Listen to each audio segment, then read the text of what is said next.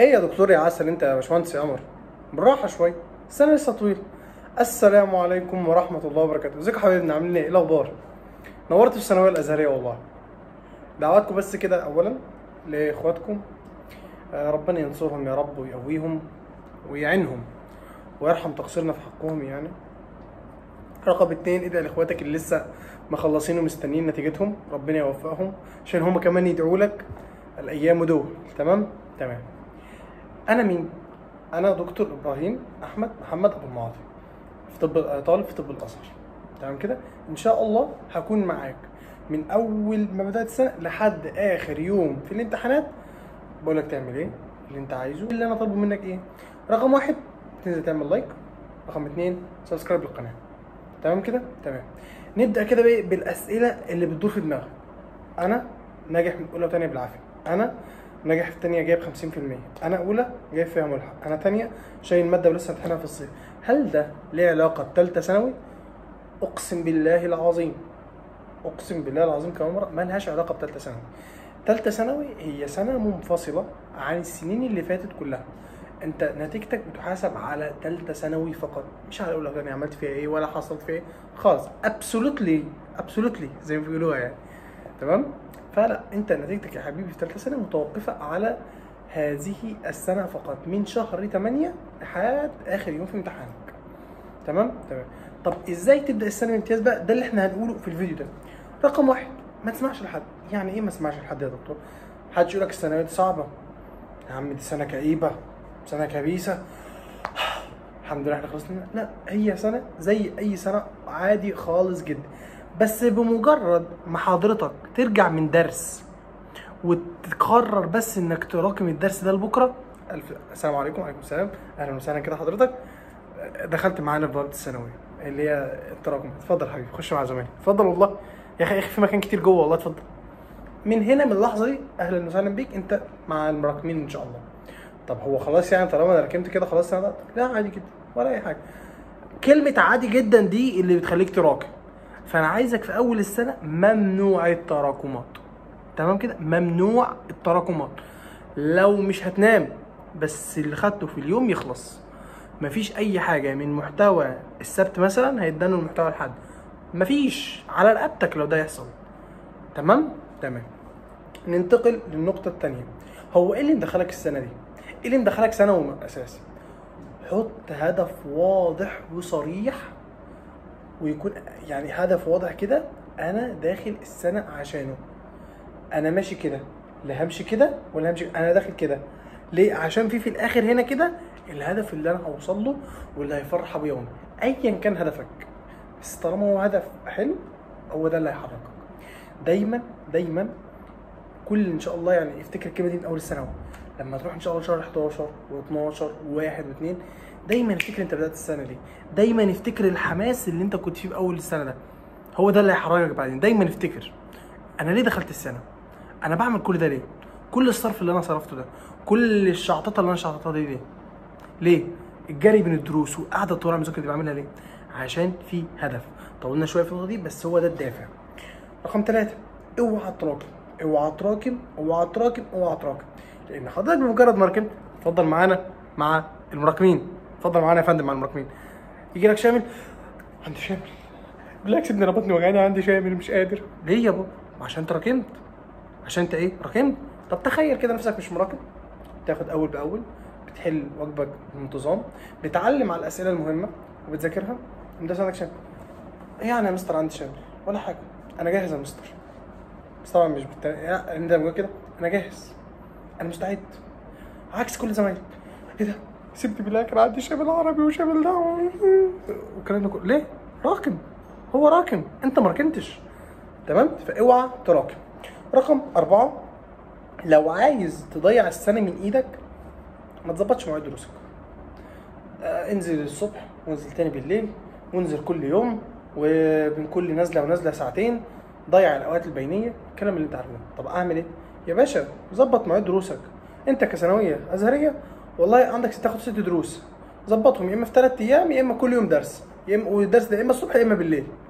طب لو انا ثانويه عامه يا باشا، انت عندك خمس مواد، ظبط عندك خمس نزلات في الاسبوع.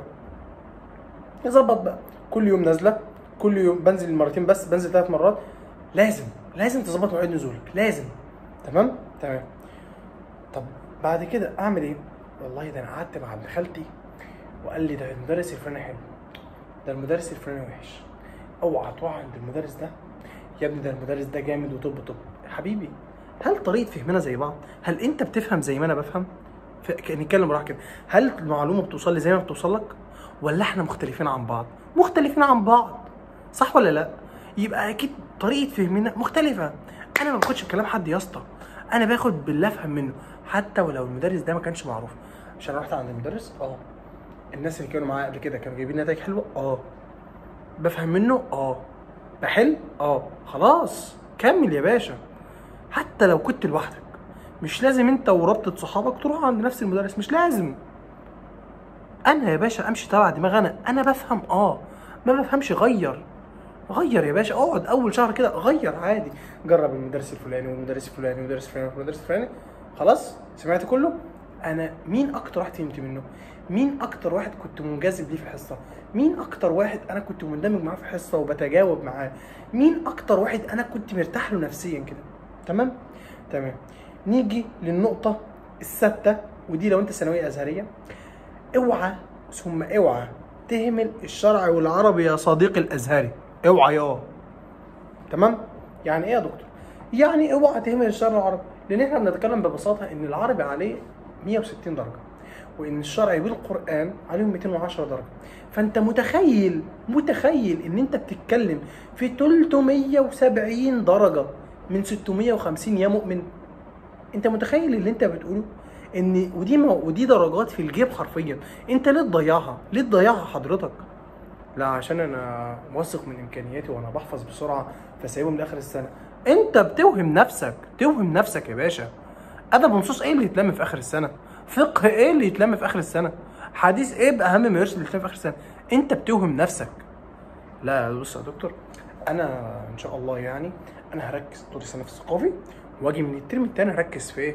في العربي والشرعي. المدرسين بيبقوا عاملين دورات انقاذ في ايه يا حبيبي. ازاي انت حضرتك عايز تضغط منهج سنه كامله في شهر؟ هل مستحيله؟ مش مستحيله، صعبه جدا. وانت ساعتها هتكون ناسي الفيزياء والكيمياء والحاجات اللي انت عمال تهري فيهم طول السنه، هتبقى صعب عليك جدا. ليه تحط نفسك في موقف زي ده؟ بلاش يا حبيبي. فاهتم بالشرعي والعربي كويس جدا. رقم 7، النوم يا صديقي العزيز، النوم. ايه ده؟ بقول لك ايه بقى، انت مش لسه قايل لنا في اول الفيديو ما تسيبش بتاع اليوم لحد ما تخلصه حتى لو مش هتنام؟ هل ده معناه ان انت مش هتنام؟ اكيد طبعا هتنام. ان لبدنك عليك حق، لازم تنام. امال يعني هتداني لي يومين كامل مطبق؟ اللي خدته طول النهار راح. في حاجه كده في المخ يعني، في مكان كده في المخ هو المسؤول عن الذاكره المؤقته. انت دلوقتي طول اليوم عمال تدخل في معلومات، خلاص انت مش دخلت في معلومات. انت بقى ان شاء الله لما تنام بيحصل عمليه معالجه كده للمعلومات، فبتنتقل يعني ايه على الفترات. لما بتتبع اسلوب المذاكره الصح بتنتقل للذاكره الدائمه، مش بمجرد ما تنام حضرتك هتنتقل للذاكره الدائمه، مفيش الكلام ده. لا، انت ان شاء الله لما بتستخدم اسلوب المذاكره صح ان شاء الله هنعمله هنا في القناه. فما تنساش تعمل لايك واشتراك يا مؤمن. اوعى نزلت عملت لايك واشتراك ولا لا؟ اعمل لايك واشتراك، يلا تعال نكمل يلا. فبمجرد ما انت تنام ده بيحسن عمليه معالجه المعلومات، فالنوم مهم جدا. تاني حاجه ان انت لو ما نمتش، انا مش طايق دبان وش اي حاجه بتجي قدامك بتعفرطك، بتبقى عايز تتخانق مع اي حد. لو حد قال لك مالك يا بابا، انت بتقول لي مالك؟ انت ازاي بتقول لي مالك؟ ازاي؟ لا مش كده خالص، اهدى كده اهدى. فلازم ننام، وده ان شاء الله هنحكي عليه في الروتين اليومي لطالب الثانويه الازهريه وطالب الثانويه العامه. فهروقك والله هروقك. تمام. فاحنا اتفقنا على النوم. بعد كده يا صديقي العزيز، التطبيق اهم من التكرار. يعني ايه؟ يعني حضرتك لما تجيلي في ماده زي الفيزياء والكيمياء والاحياء والرياضه وتقولي ان انا بذاكر وما بحلش، انت حمار. تشتمني يا دكتور؟ يعني اول فيديو تشتمني؟ اخوك الكبير وعايز مصلحتك، انا ما اقصدش، بس انت تقنعني كده. واحد بيذاكر فيزياء وكيمياء واحياء ورياضه من غير ما يطبق، ده بيفهم بالله عليك؟ انا راضي ذمتك. خلاص ما تزعلش بقى، انت اللي جاوبت اهو مش انا، انت اللي جاوبت مش انا، صح؟ بس ده اللي انا قصدي عليه حبيب قلبي. فمش معنى ان انت والله ده انا بروح عند المدرس وبحفظ الدرس كله، والله يا دكتور بص ده انا ببقى صم. طب وبعدين بتحل؟ لا لا لا ما بحلش. انا احل ليه؟ انا بشوف المساله بحلها مع المستر في الدرس. يا حبيبي المستر بيحلها، طب انت حلتها؟ انت حلتها مسكت كده ورقه وقلم وحليت؟ تصدق ما جربتش؟ طب انت مستني ايه؟ ما تجرب. ولا ندنك مثلا انت حد بتخلص اول فصل، انا دكتور لسه ما حلتش. هل في وقت ان انا احل قبل ما يبدا الفصل الثاني؟ ما انت ما تجننيش، صح ولا لا؟ انت يا باشا رحت الدرس، خدت درس، جيت ذاكرته، خش حل. طب ايه فوائد الحل يا دكتور؟ رقم واحد هيعرفك قصور مذاكرتك فين ايها الطالب. تمام؟ رقم اتنين، والله انا عندي فكره جديده شفتها، ده المدرس ما قالهاش. يا باشا روح للاسيستنت يقولها لك، روح للمدرس يشرحها لك تاني، تبقى مطلع، تبقى انت كده ايه احسن من زمايلك. يعني انت تعالى نقارن بين طالب بيذاكر، معانا دلوقتي ثلاث طلاب، طالب بيذاكر وما بيحلش، طالب بيذاكر وبيحل، طالب بيذاكر وبيحل على نفس الدرس لحد الحصه الجايه. مين احسن؟ اللي بيحل على نفس الدرس لحد الحصه الجايه. حل من كذا مصدر، شاف اكتر من سؤال، دماغه اتفتحت خلاص. تعالى في اخر السنه خلاص الدرس ده اتحفر مع الواد ده، مش هيضيع تاني. حتى لو ضاع استرجاعه هيبقى سهل، هيسترجعه كده. انما تعالى واحد بيذاكر وما بيحلش ولا كانه عمل حاجه. فتاني التطبيق اهم من التكرار. نيجي للنقطه التاسعه، تجنب استراتيجية الهروب. ايه؟ يعني ايه؟ صديقي العزيز الطالب واختي الطالبة، اخويا الدكتور المهندس، لما حضرتك كده تيجي في نص السنة وتكون مثلا مراكم فصل اول وتاني، مش كنا مراكم كلهم يعني درس او اتنين، والدرسين او اتنين دول انت مش فاهمهم ولا عارف تفهمهم ولا عارف تحل عليهم، فتلجأ يعني ايه، بدل ما تروح تحاول تفهم وتحل، انا هروح اتعلم برمجه، ده الجرافيك ديزاين دلوقتي بيدي فلوس يا نهار ابيض، انا راح اتعلم يوتيوب مانجمنت، انا راح اتعلم سوشيال ميديا، انا راح اتعلم ميديا باينج. دي كلها يعني مشتتات عقلك بيوهمك بيها عشان تسيب المذاكره، عشان تهرب. مخنا ما بيحبش المسؤوليه، احنا ناس ما بيحبش المسؤوليه. فبمجرد ما حاجه تقف قدامك صخره كده في نص الطريق وتدور انت وتلاقي مهرب، بتقوم جاري على طول. فانت لازم تتجنب الاستراتيجيه دي. الحاجه اللي تقف معاك، انا وراك لحد ما افهمك، والله ما انا سايبك غير لما افهمك. تمام يا باشا؟ ما فيش حاجه تقف قدامك وقدام حلمك. بص انحت الصخر كده لحد ما توصل، انحت الصخر لحد ما توصل. يلا تمام. بعد كده نيجي للنقطة رقم 10، لازم استراحة اسبوعية. شفت انا بحبك ازاي؟ عشان تعرف ان انا بحبك اهو، مش كله طخ، لا، في حاجات حلوة. يعني ايه استراحة اسبوعية؟ باشا 8 9 10 11 انت ليك يوم اجازة. لو انت ثانوية عامة، لو انت ثانوية ازهرية فمعلش انت عندك مواد كتير، ليك نص يوم فقط. اوعى اشوفك تمسك كتاب في اليوم ده، اوعى، او تحل مسألة او تسمع محاضرة، اوعى يا باشا اوعى. يا مستر يا دكتور، طب انا عايز الوقت ده اذاكر درس. حبيبي معاك 7 ايام في 24 ساعه، اعمل فيهم انت عايزه ما عدا اليوم ده. مش اليوم ده هو اللي هيعمل لك هو اللي هيجيب لك الزتونه، لا، اليوم ده اللي هيشحن طاقتك يخليك تكمل الاسبوع اللي بعده لحد يوم الاجازه الجاي.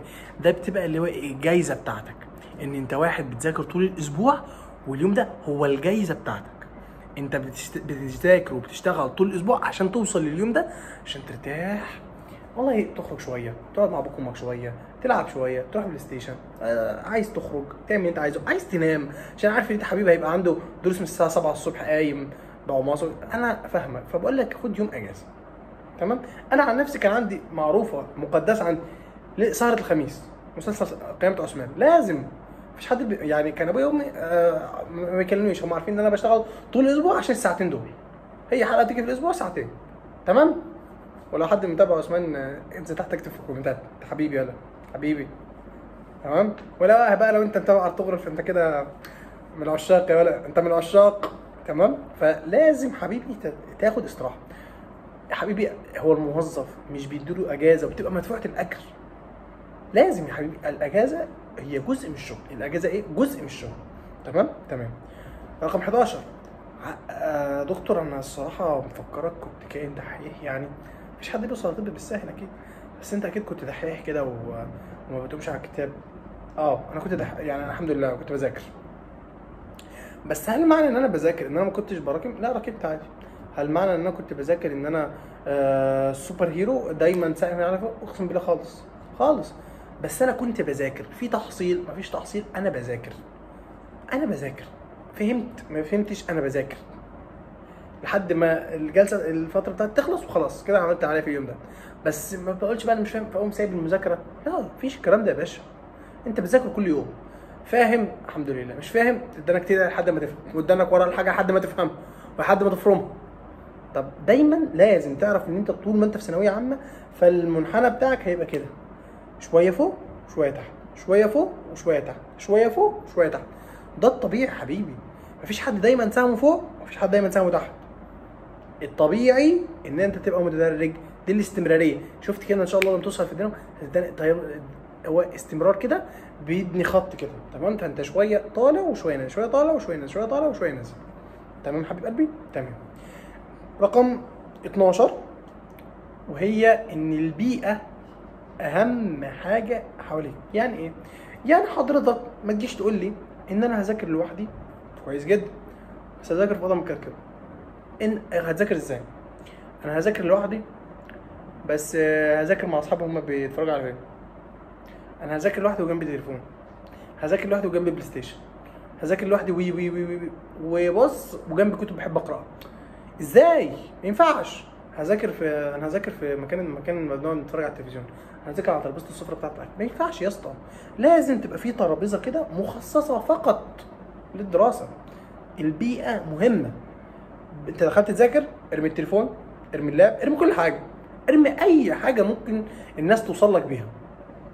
تمام؟ تمام.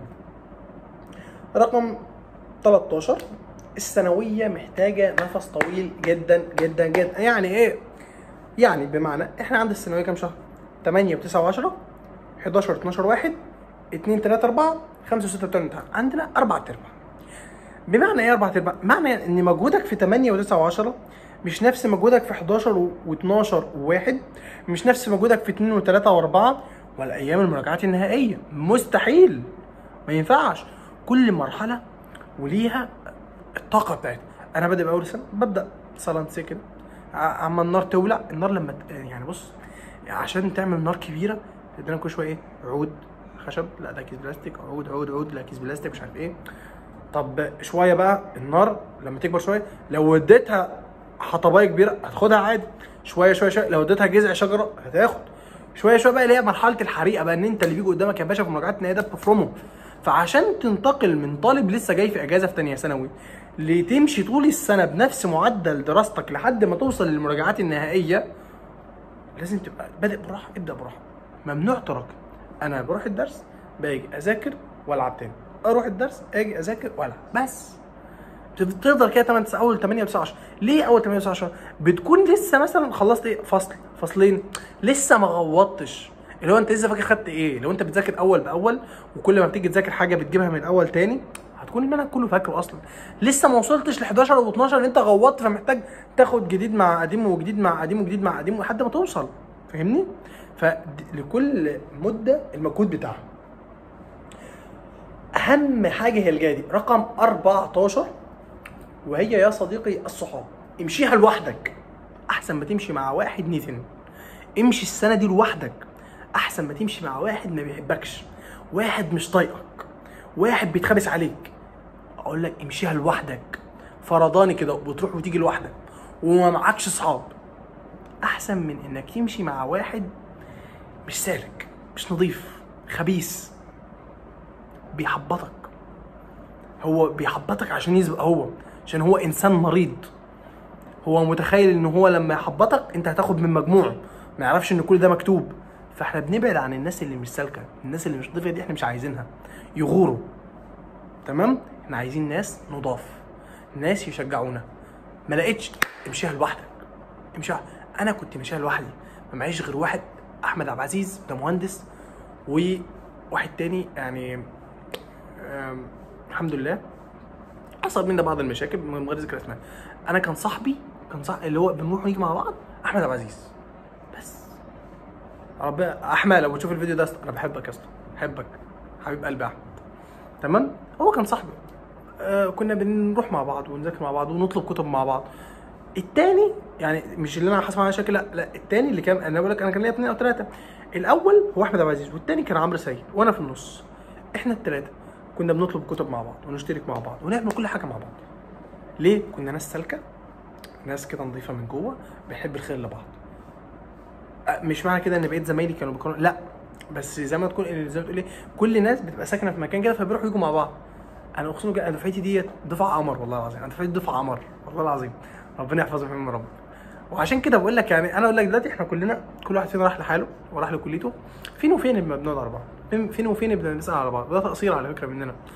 لو حد فيكم رجاله انا بحبكم كلكم والله العظيم، والله بحبكم كلكم، حقكم عليا لو انا مقصر معاكم في السؤال. فانا بقول لك ايه، ان كل واحد كده احنا هنفترق، فنفترق من اول السنه وكل واحد يوصل لهدفه احسن من اننا مع بعض مفيش حد يوصل. فاهمني يا حبيب قلبي؟ تمام. رقم اخر حاجه بقى، ودي اخر نصيحه هقولها لك، تليفونك يا حبيب قلبي، تليفونك ده مصيبه المصايب. لو هتطلع من الفيديو ده بنصيحه واحده يبقى الصحاب والتليفون. الصحاب والتليفون اقسم لك بالله هم دول اهم حاجه.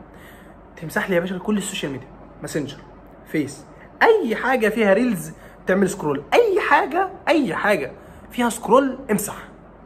ليه؟ هتمسك التليفون ويا ريت بقى ايه لو تخلي التليفون كده ابيض واسود، يا سلام، تيجي تمسكه احس انت افلام قديمه اللي هي كلاسيك ديت تتقفل من التليفون تبدا تذاكر، يا سلام تبقى عملت في نفسك جميله. امسح يا باشا الفيس مفيش حاجه هتفوتك والله العظيم، امسح يا باشا الماسنجر مفيش حاجه هتفوتك والله العظيم، كلها ذنوب. خلي عندك تطبيقين بس، تليجرام عشان الكورسات والواتس عشان الجروبات بتاعت المدرسين فقط. وانت كده كل دروسك منصات، هتقول لي يوتيوب كلها منصات، صح ولا لا؟ فين وفين ما فيديو يوتيوب بينزل، صح يا حبيب قلبي؟ فانت امسح كل السوشيال ميديا، ما تسيبش غير واتس والتليجرام واليوتيوب فقط وجوجل، غير كده كفى الله لنا شر القتال. اتمنى تكون استفدت ودعيت لي من قلبك كده، وان شاء الله احنا مع بعض طول السنه، هتزهق مني. تمام. كل اللي اطلبه منك تدعي لاخوك دعوه حلوه. انا اسمي ابراهيم، لو انت نسيت ارجع لاول الفيديو. تمام. انا عايزك بس ايه، تعمل لايك واشتراك وكومنت، وتبعت الفيديو ده لزميلك كده اللي لسه داخل معاك على ثالثه ثانوي، عشان ايه، ننصح بعض. لسه قايلين حب الخير حب الخير للغير، يا ولا يا خبيث، عارفك وهجيبك. ماشي؟ بحبك. ماشي؟ ابعت بقى الفيديو لصاحبك عشان يستفيد. يلا والسلام عليكم ورحمه الله وبركاته.